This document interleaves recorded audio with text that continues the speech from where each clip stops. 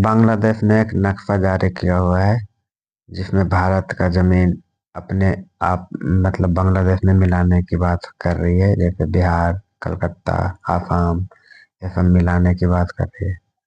China का तो सपना पूरा नहीं हुआ तिब्बत में, अब बांग्लादेशी चाहते बांग्लादेश हैं को कि कर दी रहा है। ग्रेटर बांग्लादेश बनाया जाए, जिसमें आसाम, वेस्ट बंगाल और इंडिया के भी कुछ इलाकों को शामिल किया जाए। पिछले दिनों बांग्लादेश की जानिब से दी ग्रेटर बांग्लादेश का नक्शा भी जारी किया गया। बांग्लादेश इंडिया को धमकियां भी लगाता रहा है कि बांग्लादेश इतनी ताकत रखता है कि 4 दिन के अंदर अंदर कोलकाता पर कब्जा भी कर सकता है। जाहिर है इंडिया ने चूड़ियां तो नहीं पहनी हुई। इंडिया ने भी बांग्लादेश को जवाब देते हुए कहा है कि अगर इंडिया 13 दिनों में बांग्लादेश बना सकता है तो 3 दिन में बांग्लादेश के टुकड़े टुकड़े भी कर सकता है। एक तरफ जहां बांग्लादेश इंडिया को आंखें दिखा रहा है, वहीं दूसरा बांग्लादेश पाकिस्तान के साथ ताल्लुकात बहाल करने में लगा हुआ है। इसी मुद्दे पे बात करेंगे आज की इस वीडियो में, तो आइए चलिए हमारे साथ। बांग्लादेश अगर ये कह रहा है कि जी हम मतलब इतने दिनों में इंडिया की धज्जियां उड़ा देंगे, तो जाहिर सी बात है इंडिया वाले भी करेंगे। तो दोनों तरफ से अगर मामलात इस तरह के होंगे तो हालात कहाँ जाएंगे, कशीदगी बनेगी, इंतहा पसंदी होगी। तो मेरे ख्याल से जो इनके मतलब प्राइम मिनिस्टर हैं वो आपस में बैठ के अगर इनके अंदर कोई कशीदगी है तो वो बैठ के भी तो हल हो सकती है। ज़रूरी नहीं कि एक दूसरे की धज्जियां उठानी है, एक दूसरे का नाम मिटाना है। इसके और भी वे हैं, उसको इस्तेमाल करें, टेबल पे आएँ, बैठ के बात करें, मामलात को किसी और तरीके से सुलझाने की कोशिश करें। मैं नहीं ये समझता कि ये इस तरह लड़ाइयाँ करके अगर देखें अगर जंग होती है तो उसमें नुकसान किसका है, दोनों मुल्कों का है। इनकी इकनॉमी वो सारी ख़राब होगी, मुल्क के हालात ख़राब होंगे। आपको पता है जब जंगें होती हैं तो मुल्क कहाँ पे जाता है, सारी चीज़ें पीछे चली जाती हैं। कितने इंडिया तो जंग चाहता नहीं है, ये बांग्लादेश जान जान के इंडिया के साथ पंगे ले रहा है। और देखिए इंडिया ने भी चूड़ियां नहीं पहनी हुई, अगर बांग्लादेश इस तरह की कोई हरकत करेगा तो इंडिया भी उसका जवाब देगा। देखें इंडिया ज़रूर जवाब देगा। अब बांग्लादेश क्यों ये बातें कर रहा है, इस जो हमारी नज़र में है ना, बांग्लादेश ये बताना चाह रहा है कि जी हम अब इस काबिल हैं कि हम लड़ाई कर सकते हैं। ठीक है, वो मतलब दुनिया दूसरे ममालिक को भी दिखाना चाह रहा है कि हमारे साथ ये नहीं कि सिर्फ इंडिया, वो ये बताना चाह रहा है। बेसिकली उनका पॉइंट क्या है, वो ये बताना चाह रहे हैं कि जी हम दूसरे मुल्कों के साथ भी लड़ सकते हैं। इंडिया, हालांकि इंडिया लड़ाई के मामले में ठीक है, वो स्ट्रांग है, पावर में है। सर इंडिया का डिफेंस सिस्टम आप देखें पूरी दुनिया को हिला के रख सकता है, इतना स्ट्रांग है। उनको ये आंखें क्यों निकाल रहे हैं? इसीलिए देखें अगर लड़ाई इंडिया के साथ इनकी होगी तो ऑब्वियसली सारे मुल्क देखेंगे। अब वो ये चाह रहे हैं कि बांग्लादेश वाले हमें मतलब लोग देखें, दूसरे मुल्कों वाले देखें। अगर हम इंडिया को आंखें दिखा सकते तो दूसरे मुल्कों वालों को ये पता हो कि हम अगर इंडिया के साथ लड़ सकते हैं तो आपके साथ भी लड़ सकते हैं। सर मजे की बात तो ये है कि दुनिया के सामने बांग्लादेश इंडिया को आंखें दिखा रहा है और दुनिया को ये जाहिर करता है कि भाई हम बांग्लादेशी इंडिया से नहीं डरते। और दूसरी तरफ आप देखें पर्दे के पीछे इंडिया को कह रहा है कि भाई हमें 50,000 टन चावल भी भेज दें। नहीं, ये चीज़ मैं आपको बताता हूँ, जो हकीकत बात है ना, जो हम समझते हैं बांग्लादेश इस काबिल नहीं है कि अभी इंडिया के साथ लड़े। अगर लेट्स सपोज इंडिया के साथ बांग्लादेश की लड़ाई होती तो बांग्लादेश का सत्यानाश कर देंगे, ये बहुत सारा नुकसान होगा। अब वो नए उठ के आगे आए हैं, थोड़ा सा उनमें पावर आई है, वो अपनी पावर एक्सपोज करने के चक्कर में अपना नुकसान करवा लेंगे, जो हम समझते हैं। हमारी नजर में ये अभी तो सिर्फ इंडिया ने बांग्लादेश की एक्सपोर्ट बंद की है, खाने पीने की चीजें बंद की हैं, तो इनको भूख के लाले पड़ गए हैं। इनके जो मुल्क के हालात इतने खराब हो गए, महंगाई हद से ज्यादा बढ़ चुकी है और फिर भी ये इंडिया को आंखें दिखा रहे हैं। हमारा तजिया ये, अगर इनकी इंडिया के साथ लड़ाई होती है तो ये सारे मुल्क में कहद आ जाएगा, क्योंकि 50% चीजें तो ये इंडिया से ले रहे हैं। ठीक है, चावल इंडिया से जाता है, गंदम इंडिया से जाती है, लेन देन इनका सब्जियों का इंडिया के साथ है। अगर ये इंडिया के साथ लड़ते हैं तो खाएंगे कहाँ से?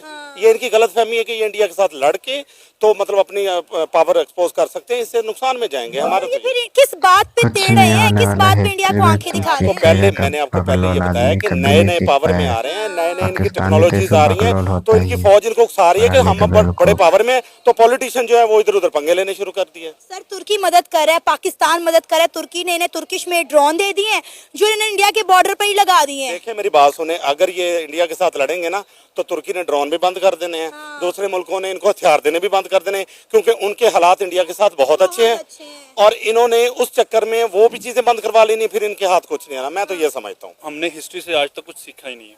पहली चीज तो ये है कि जब से वर्ल्ड वॉर 2 हुई है उसके बाद से अगर स्टार्ट किया जाए तो अभी करंटली इस हिस्ट्री को देखा जाए उसमें हमारी जो पाकिस्तान इंडिया इंडिया के साथ जो टेंस्ड रही है हमने उससे भी कुछ नहीं सीखा। और उसके बाद जब हम ऊपर आते हैं, जैसे ही आते हैं, अभी रिसेंटली जो इशू चल रहे हैं जिसके अंदर पैलेस्टीन और इसराइल और लेबनान है, और उसके बाद यूक्रेन और रशिया का चल रहा है इशू, सेम इसी तरह का इशू है जो कि इस तरह जोग्राफिकल इशू चल रहा है। अब इस तरह के इश्यूज को इस तरह देखा नहीं जा सकता, अभी ग्लोबली चीजें देखेंगे, यूएन की रेजोल्यूशंस देखनी पड़ेगी। कोई भी अपना नक्शा है, वो बंगाल है, वो बेशक इंडिया है, वो कोई भी नक्शा नहीं इशू कर सकता with the permission to UN. अब यूएन के अंदर क्या रेजोल्यूशन पास होती है हमें उससे देखना चाहिए, रादर के हम इस तरह कन्फ्लिक्टिंग स्टेटमेंट्स दें। दोनों को बैठ के एक डेमोक्रेटिकली देखना चाहिए चीज़ों को। अभी रिसेंटली आपको पता है कि बांग्लादेश में रिसेंटली उन्होंने अनाउंस किया है माशाल्लाह, और उन चीज़ को देखते हुए हसीना की गवर्नमेंट को साइड पे किया, तो अभी वो रिसेंटली खड़े होने इसके कन्फ्लिक्ट पे जाने के बजाय वो अपनी इकोनॉमी और दूसरी चीज़ों को स्टेबलाइज करना चाहिए। मेरा कहना ये है। लेकिन सर अभी तो वो इंडिया के साथ पंगे ले रहा है। आप देखें इंडिया के बॉर्डर पर ड्रोन लगा रहा है, इंडिया को धमका रहा है कि हम जो है इंडिया के कई इलाकों पर जो है इकॉनमी देखेंगे तो वो अब देखा जाए तो वो लार्जेस्ट इकॉनमी बन रही है, तो हमें इस चीज़ को भी डिनाई नहीं करना चाहिए। और जो बांग्लादेश का है तो उन्हें इस तरह की सिचुएशन में भी ये करना नहीं चाहिए। मेरा मानना ये है। अब सर आप ये देखें कि बांग्लादेश एक तरफ इंडिया को आंखें दिखा रहा है, दूसरी तरफ जो है वो पाकिस्तान से करीबी बना रहा है। शहबाज शरीफ के साथ मोहम्मद यूनुस की जो है वो मुलाकातें हो रही हैं, यहाँ से जो है बहुत बड़ी तादाद में सामान जो है वो बांग्लादेश जा रहा है। डेफिनेटली इंडिया ये चीजें देख रहा है और उसको कहीं ना कहीं चीजें जो है वो चुभ रही होंगी, बुरी लग रही होंगी। मेरा मानना है कि कंट्री किसी भी सॉवरेंटी है उसको तंग नहीं करना चाहिए, वो ख्वाह वो इंडिया है वो बेशक बांग्लादेश है, वो एक कंट्री की सॉवरेंटी को तंग कर रहे हैं। इंडिया आपको पता है वो बड़ी बाइस स्टेटमेंट्स देते हैं अपने बारे में कि भाई के हम इनके खिलाफ ये कर देंगे। उनके आप अगर गवर्नमेंट के ऑफिशियल्स भी देखेंगे ना, जैसे उनके रिसेंटली जो फॉरेन मिनिस्टर्स हैं वो जो स्टेटमेंट देते हैं बड़ी बोल्ड स्टेटमेंट्स देते हैं, उसमें कन्फ्लिक्टिंग स्टेटमेंट्स नजर आती हैं और उसमें हेट भी कई जगह नजर आ रहा होता है। सर ये सिलसिला सारा पहले बांग्लादेश की तरफ से शुरू हुआ। हमने देखा कि जैसे ही शेख हसीना वाजिद का तख्ता पलटा उसके बाद हिंदू कम्युनिटी को किस तरह से बांग्लादेश में टारगेट किया गया। उन्होंने बोला कि भाई आप अपने तमाम इंडियन प्रोजेक्ट जो है वो यहाँ से खत्म करें, फिर इंडिया के बॉर्डर पर ड्रोन लगा रहे हैं। तो शुरुआत तो पहले बांग्लादेश ने की है ना। बांग्लादेश ने अगर शुरुआत की है तो मेरा ख्याल है कि उसको इनको थोड़ा सा ना बैकफुट पे जाना चाहिए, क्योंकि अभी वो डेवलपिंग स्टेज पे है, डेवलप नहीं हुए प्रॉपरली, तो बैकफुट पे। इंडिया से पंगा लेना था तो थोड़ा सा अपने मुल्क के हालात बेहतर होने का इंतजार करते। अब देखें ना, अगस्त से सर हम बात करें तो 5 अगस्त को 2024 शेख हसीना वाजिद की हुकूमत खत्म हो गई थी। आज भी बांग्लादेश में आप देखें कि प्रोटेस्ट हो रहे हैं, अब तो मोहम्मद यूनुस के खिलाफ भी हो रहे हैं। देखिए बात पता क्या है, ये जिस तरह से इन्होंने बात की है, मेरा थोड़ा सा इसके अंदर जो है ना वो ओपिनियन चेंज है। मुझे ऐसा लगता है कि जो जितनी भी मुस्लिम कंट्रीज है ना, अगर वो सारी मुस्लिम कंट्रीज एक तरफ हो जाए ना, तो ये जितने भी प्रॉब्लमेटिक कंट्रीज हैं, लाइक जिस तरह ये इंडिया है जिनकी आदत है शुरू से हमेशा ऐसा करना, we have to stop them. हमें किसी ना किसी एंगल पे ला के उनको एक तरफ करना है। तो अगर वो पाकिस्तान के साथ कन्वर्सेशंस कर रहे हैं और उनकी सेटलमेंट हो रही है, तो मुझे लगता है और जो हमारे मुस्लिम कंट्रीज हैं वो भी इसमें इनके साथ आएंगे। तुर्की दे रहा है ना साथ, सर तुर्की दे रहा है। मैं यही कह रहा हूँ, ये सारे अगर मुस्लिम कंट्रीज एक हो जाते हैं तो फिर डेफिनेटली इनको जो है ये फिर इंडियन कम्युनिटी और इंडियन कंट्री को बैक स्टेप पर जाना पड़ेगा। सर मुस्लिम कम्युनिटी कैसे इकट्ठी हो जाए? नरेंद्र मोदी अभी जो है रिसेंटली कुवैत विजिट पर गए हुए, तो हम देख रहे हैं कि वहां जाके वो कितनी कितनी बड़ी डील और पैक्ट साइन करके आए हैं हर मुस्लिम ममालिक के साथ। इंडिया के प्राइम मिनिस्टर नरेंद्र मोदी ने बड़े अच्छे ताल्लुकात बना लिए हैं, तो मुस्लिम ममालिक तो हमारी तरफ आने का सोच भी नहीं सकते। उल्टा पाकिस्तानियों को आप देखें ना जॉब्स दी जा रही है ना वीजाज दिए जा रहे हैं। देखिए मुझे ऐसा लगता है कि जो अभी हमारी करंट गवर्नमेंट है ना, ये उसके ऊपर बहुत बड़ी बात निकल कर आई है भारत की तरफ से। भारत की तरफ से बोला गया है कि 13 दिन में हम बांग्लादेश बना सकते हैं, तो 3 दिन में हम बांग्लादेश को मिटा भी सकते हैं। इसलिए हिंदुओं पर जो अत्याचार हो रहा है वो बंद किया जाए, नहीं तो बहुत बुरा होगा बांग्लादेश के साथ। जो भी आकर था वो सारा आकर तो मिट्टी में मिल ही गया बांग्लादेश का। आप लोग बताइएगा कैसा लगा वीडियो।